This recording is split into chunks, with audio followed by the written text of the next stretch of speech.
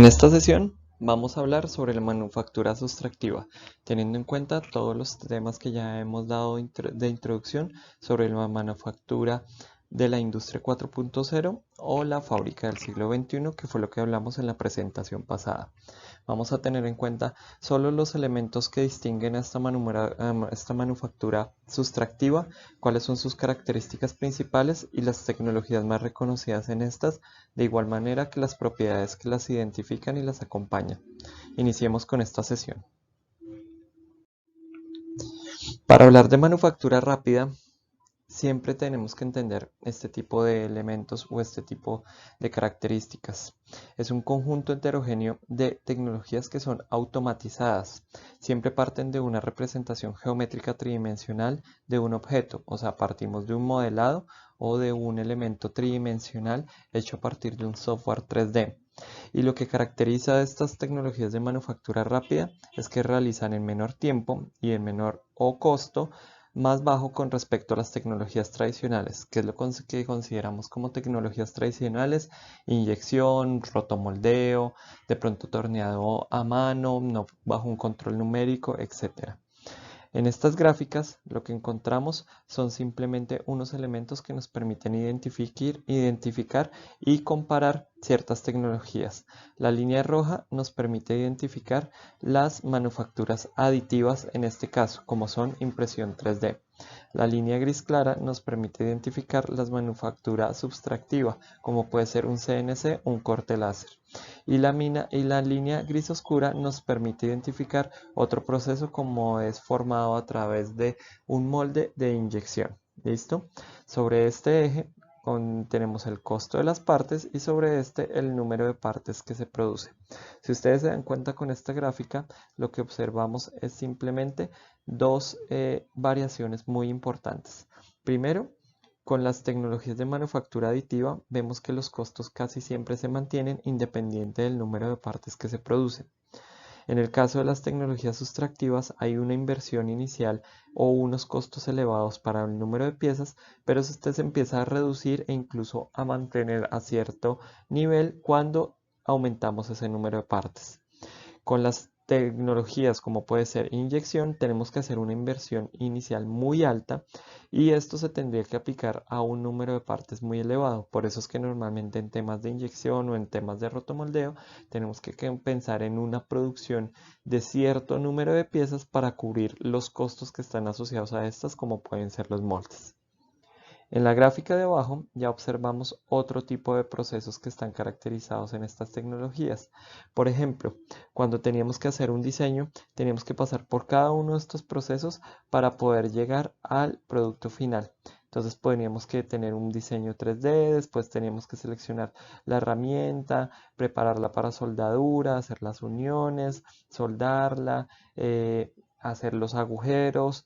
En algunos casos podría hacerse acabados superficiales como es sandblasting, o sacar de alguna manera los costos de esta pieza y ya instalarlo.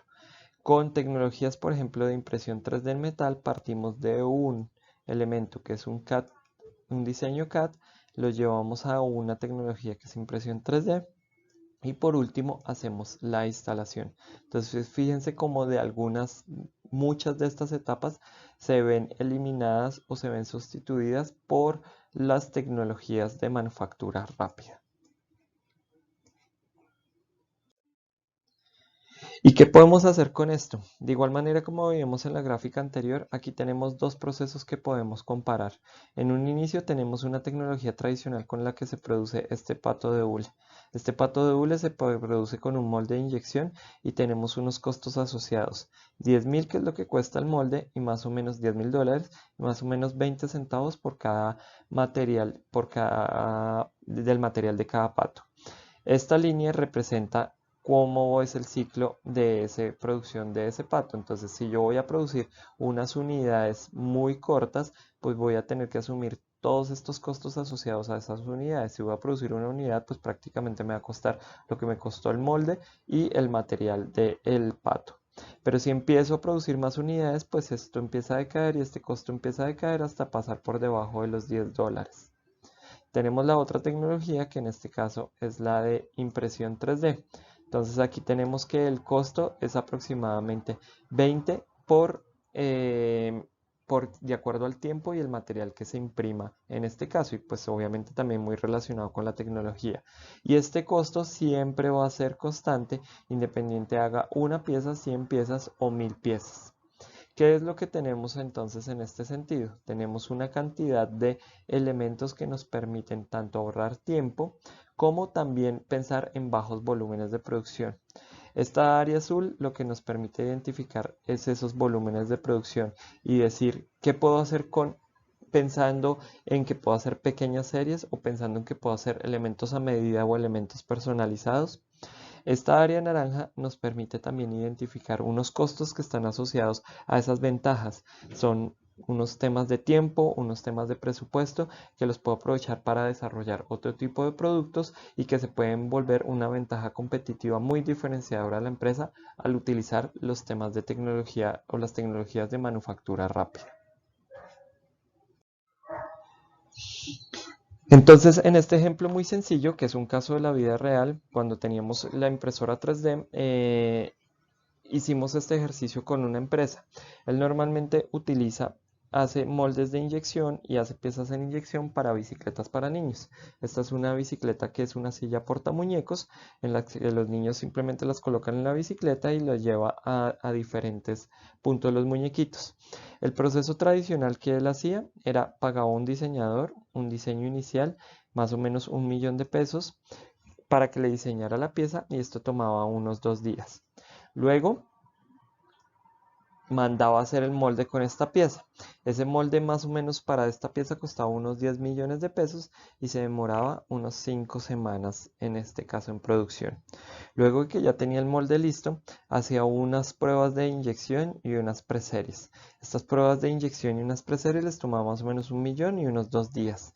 Y a partir de esas pruebas lo que hacía era ajustar el modelo tridimensional. Entonces volvía a llamar en este caso al diseñador o al que hacía el modelo tridimensional, le pagaba un valor adicional y este se demoraba 2 días en realizar el ajuste.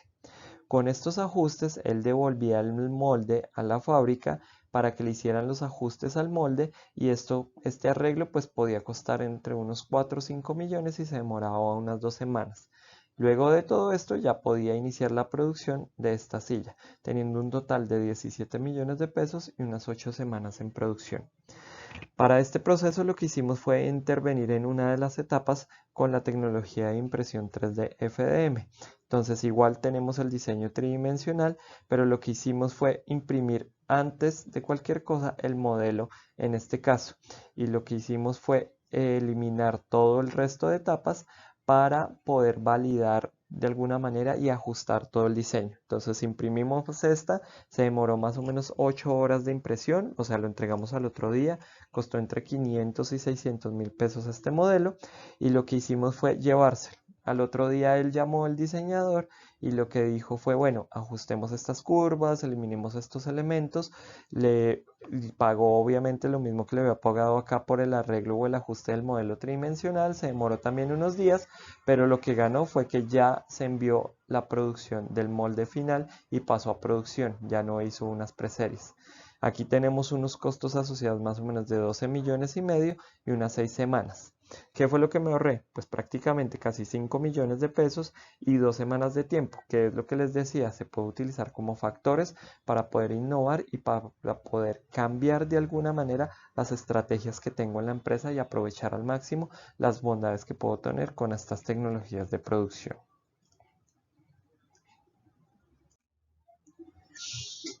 En una primera clasificación tenemos de estas tecnologías de manufactura rápida, tenemos que se traducen en tecnologías sustractivas que parten sencillamente de un bloque de material y empiezan a retirarlo. Normalmente están asociados a un tema de viruta que se genera de esta remoción de material. Y tenemos las tecnologías de manufactura aditiva que simplemente no parten de ningún bloque, sino parten de cero y capa a capa pueden hacer un incremento de material hasta construir la figura tridimensional.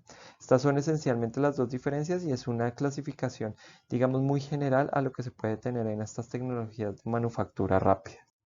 En esta sesión vamos a hablar un poco de las tecnologías sustractivas. Vamos a ver procesos industriales que están relacionados a estas tecnologías, que están también y los hemos conocido mucho como CNC, CAD/CAM, incluso el corte láser es una tecnología de manufactura sustractiva. Aquí hemos escuchado todo lo que es torno, perforación, fresado, rectificado, pero acompañado siempre de un elemento que lo hace bajo control numérico, que es el CNC o el CAD/CAM. ¿Listo? Siempre se parte de eso. Estas mismas operaciones de torno, perforación, fresado y rectificado, ustedes ven que también las podemos hacer de carácter manual. La diferencia que sea tecnologías de manufactura rápida es que siempre están apoyados por un computador que hace un control numérico de estos elementos. Y sus aplicaciones se encuentran en diferentes estados. Tenemos desde modelos, como lo vemos en este, que es simplemente un modelo de un automóvil donde se está utilizando un CNC de 5 ejes para darle una forma inicial y para encontrar esas geometrías iniciales que yo ya había modelado. Para prototipos, obviamente también lo encontramos muy fuerte, para temas de fabricación de moldes y también para producción, como es el caso de las carcasas de los Mac en este caso. En los videos que colocamos complementarios podrán ver este video también para que vean un poco cómo se parte desde un bloque de aluminio hasta llegar a la carcasa, que es el producto como tal que se utiliza como componente en los computadores.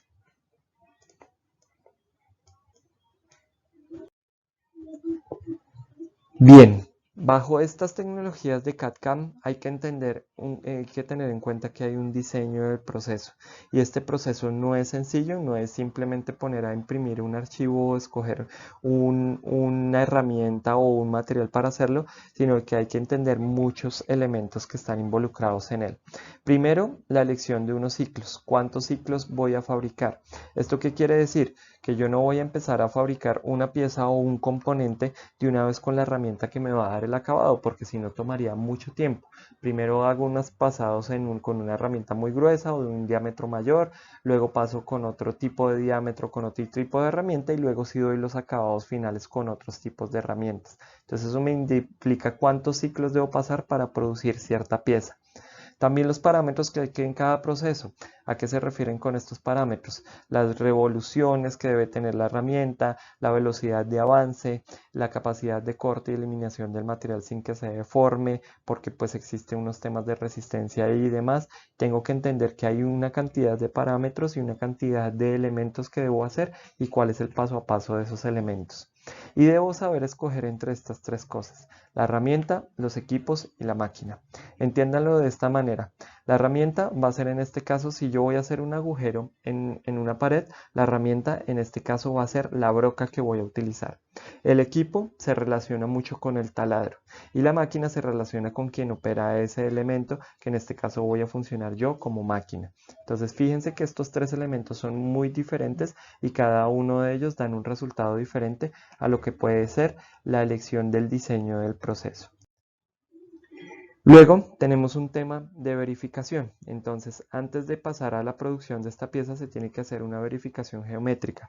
¿Cuáles son los movimientos que debo realizar?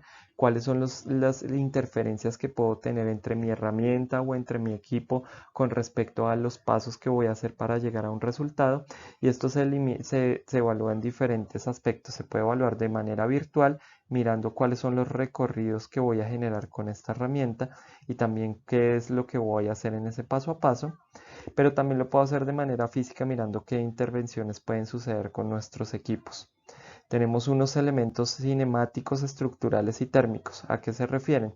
Yo puedo hacer de alguna manera ciertos movimientos, pero hay otros que mi equipo no lo va a permitir o mi herramienta no lo va a permitir por ya sea la configuración, la geometría que estoy construyendo o también por las capacidades y los ejes que puedo tener acá. Hay unos limitantes estructurales. Yo tengo que sostener la pieza desde algún punto y tal vez eso se pueda ver de alguna manera perjudicando en que no puedo hacer un proceso o que sí puedo hacer otro tipo de procesos. Y hay unos elementos térmicos que también debo considerar. Como ya lo hablaba en una diapositiva anterior, si el material se calienta, si el material de alguna manera estoy haciendo un proceso muy rápido, pues simplemente lo que va a suceder es que voy a tener una deformación térmica y esto puede afectar las propiedades o de la pieza o del material que estoy utilizando.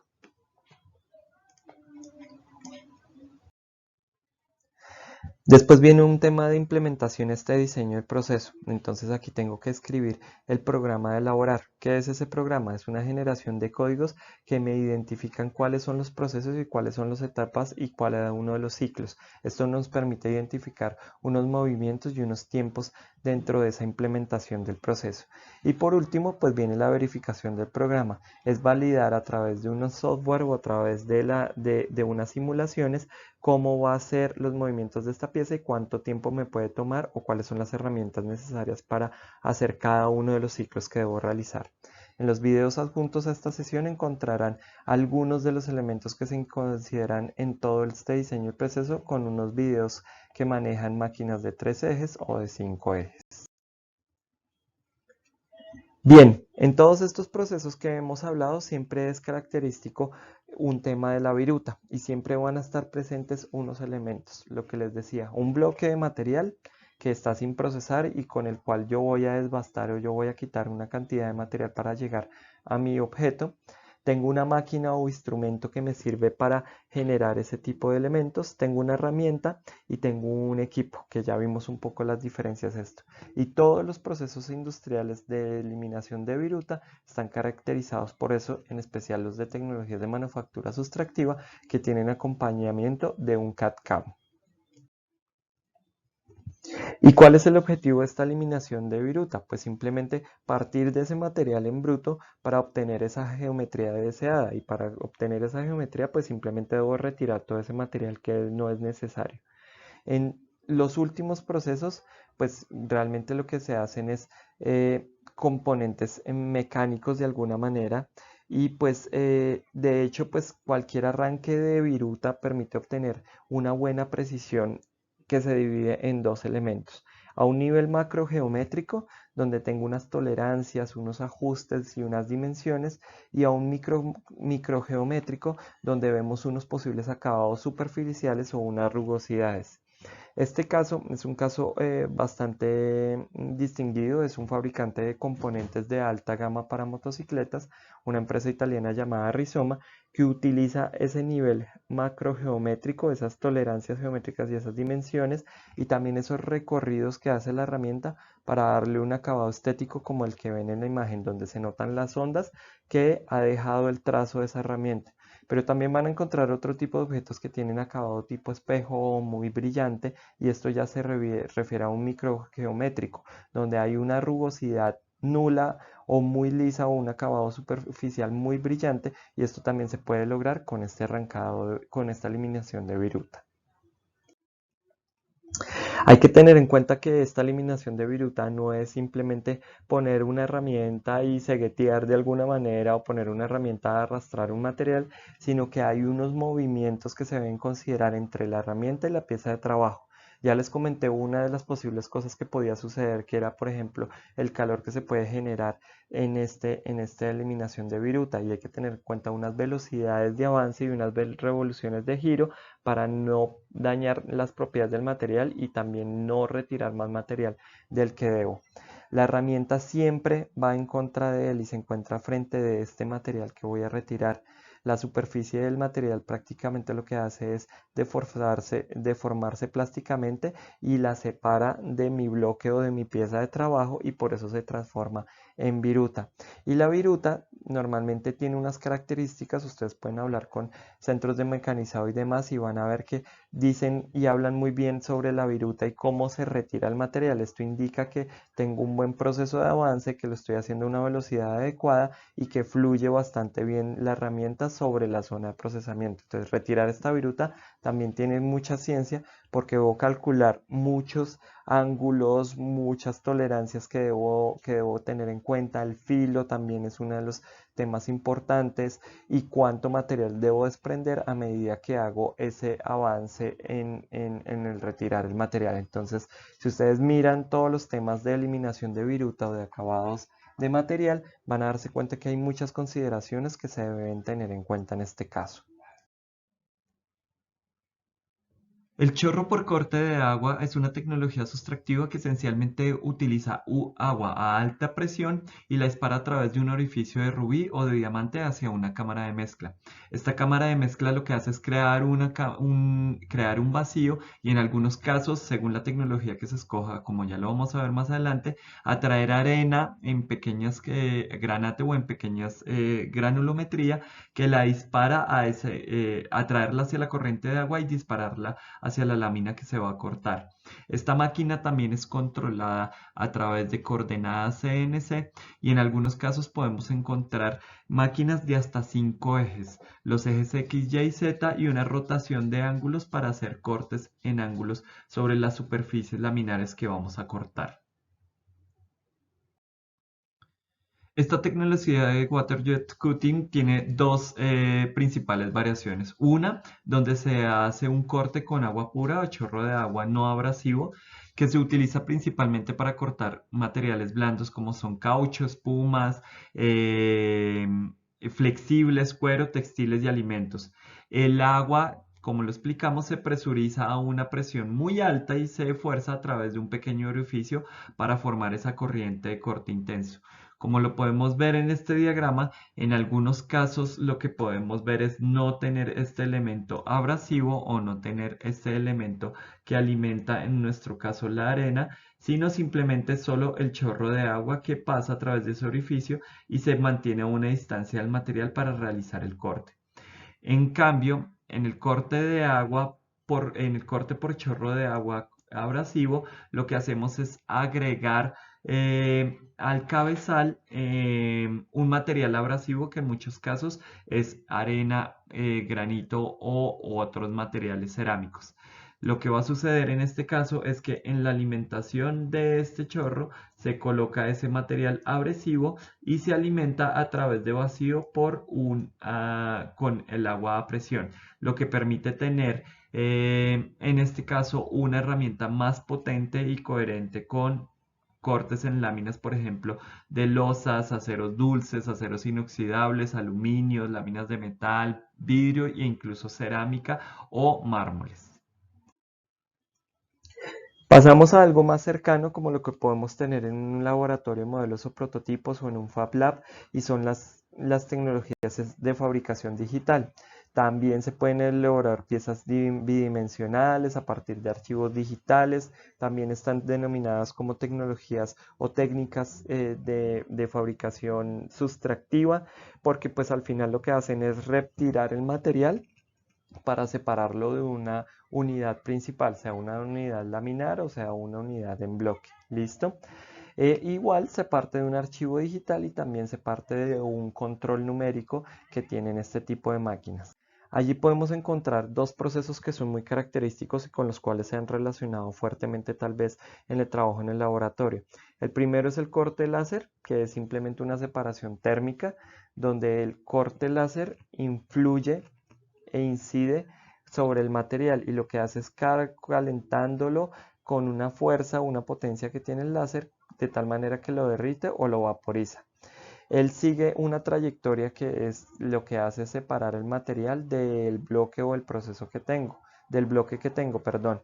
Y pues ahí tengo una gran variedad de materiales dependiendo también del tipo de láser que tenga. Los espesores y demás también van muy variados o dependen mucho del tipo de láser o de la potencia del láser que tenga en este caso. En las próximas diapositivas vamos a hablar de algunas de estas tipologías de corte láser.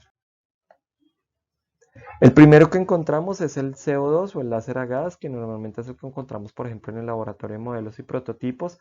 Es una mezcla que se hace de dióxido de carbono y lo que se hace es estimularla eléctricamente. Tiene una alta y eficiente calidad, son los más utilizados, son los más económicos, son muy apropiados para temas laminares de madera, plásticos, papel, tejidos, pero en este caso no para metales. Solo en los metales lo que hacen es grabar en algunos casos cuando se retira de manera superficial el acabado que tengo sobre el metal, sea una pintura o sea algún tipo de cromado o algún acabado específico. Luego encontramos los láseres de fibra óptica. Aquí pues simplemente utilizan un set láser y los amplifican a través de fibras de vidrio o de fibras de carbono especialmente montadas. Los focos y la intensidad es 100 veces mayor con respecto a los de CO2, a los que vimos anteriormente, y estos sí son apropiados para grandes espesores de láminas de metal, para varios tipos de metales, entre ellos aceros inoxidables, aceros al carbono, láminas de aluminio y también para plásticos de ingeniería como puede ser el teflón en este caso.